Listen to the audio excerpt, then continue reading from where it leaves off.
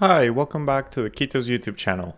Today we're going to be talking about a brand new feature that we're adding to our SCEP-CA. So you're probably already familiar on how to create your SCEP-CA that can connect to your Intune MDM or any other MDM that actually uses SCEP the proper way.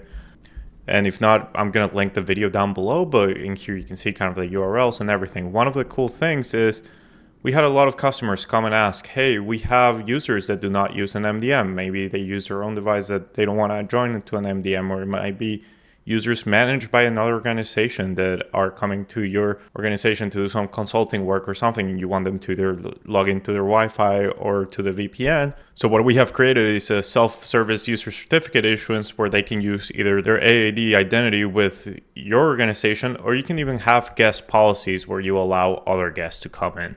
And as always, everything is also in text form if you prefer rather than video. And in here, I'm just going to go to the text part. I have already kind of cheated a little bit and selected it. And you can set up the template here. So you can be like, hey, I want the user principal name to be the subject name. So you can do CN equals user principal name. You can make a subject alternate name to be the email. So this makes it so easy that the user just comes in and they'll just click request certificate. They don't have to know what goes where. It's kind of like an MDM in the sense that the user has no clue what's going on. You just set it up for them and that's it. We do enter a policy name. This is for users that have multiple. For example, you might have multiple certificates for different things, so they can select which one it is. So this one is just like Wi-Fi auth, and you can name it whatever you want. Here you can set up the EKUs that you want. For example, we don't need it for MIME right now. We're just going to do client authentication, digital signature. And one of the cool things, even though I said we're not using it for MIME, I'm going to set it up, is enable user to use the same private key. So this, if you're using MIME and you want to decrypt emails and stuff like that, you can set it up. EZCA is going to keep the private key of the user encrypted by our HSMs, and then the users can go and download the same certificate in different places. So I'm just going to enable it for this so you can see. And the other one is you can either allow all users, or you could enter specific groups to be able to create the certificates. In this case, we're going to allow all users. And as I said, we also support guests. So if you want to have your guest, you just have to have their admin add the EZCA application. Here you enter like Wi-Fi guest Ketos. You enter their tenant ID.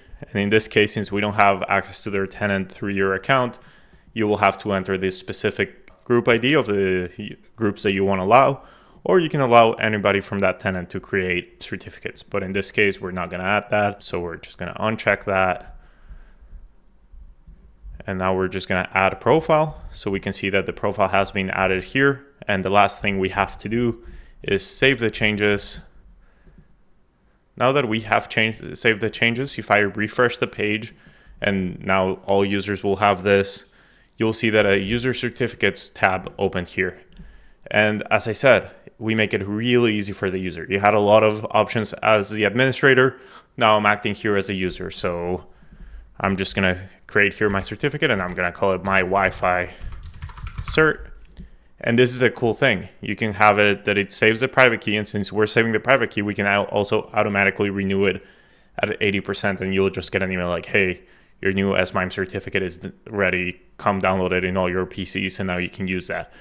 That doesn't mean that the old one will stop working. They both will work until the old one expires, but it allows you to just make it easier. In this case, we're just going to save the private key, and we're just going to create the certificate. And as simple as that, we have created the certificate. I can download it in PEM form if that's what I need, PFX if I'm using Windows, or just a public key if I need it for something else. We also send you to how to install the certificate. So if your users want to learn how to install them, they can install it here. Other than that, it's pretty straightforward.